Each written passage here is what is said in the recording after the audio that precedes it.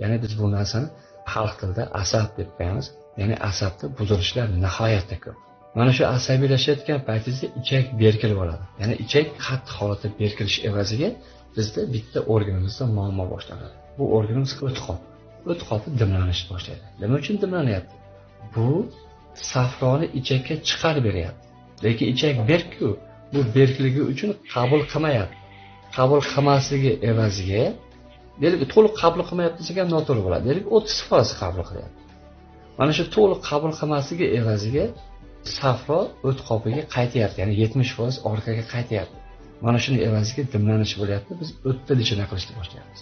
Aslida qarang, o't dimlanishning sababi ichak qabul qilmaganligi uchun o't dimlanyapti. Endi qarang, biz o'tni ichini qilyapmiz. Tasavvur qiling. Hazmda, demak, hazm qiluvchi organ oshqozon deb qabul qilsak, oshqozonga yordamchi organlar, ya'ni og'iz bo'shlig'idan to orqa peshobgacha hazm sistemasi kelsa, asosiy hazm qiluvchi organ oshqozonga ichak bilan o't qopini hazmga yordam bermasligi nagruzka bo'lib tushadi. Ya'ni oshqozonga. Yana mana oshqozonda, ya'ni hazm buzildi. Nimadir siz mushtdek botadi, nimadir siz yoqmasligi mumkin. Endi siz parhez qilishga o'tasiz, oshqozonda hazm buziladi.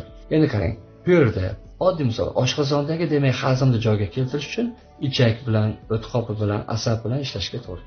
Mana nima uchun oshqozon kasalliklaridan to'liq chiqib ketyapti. Demak, oshqozonga o'ziga e'tibor qaratilmayapti. Asabga, ichakka, o't qopiga e'tibor qaratiladi.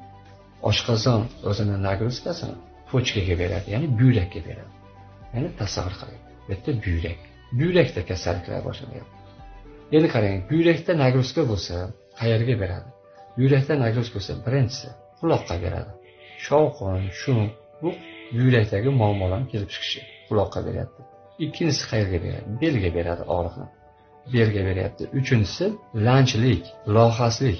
Ya'ni bir gap bilan aytganda immunitet tushib ketishi, bu ham ya'ni buyrakda. Buyrak nagruzkani yurakka beryapti. Yurakda nagruzka boshlansa, o'z-o'zidan insonda birinchi bo'lib uyqu buziladi. Ya'ni halovat yo'qoladi. Bitta gap bilan aytganda miya dam olmay qo'yadi. Miya dam olmasdan toliqish boshlanadi. Endi yurak nagruzkani avtomatik o'pkaga beradi.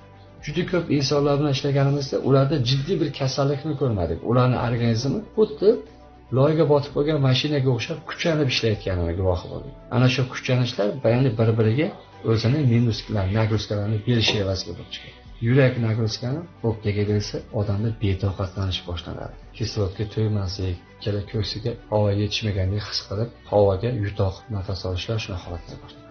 Ingichka nagruzkani yo'g'onchakka beradi. Yo'g'onchakda buzilish bo'lsa qarang. Birinchi allergiya boshlanadi.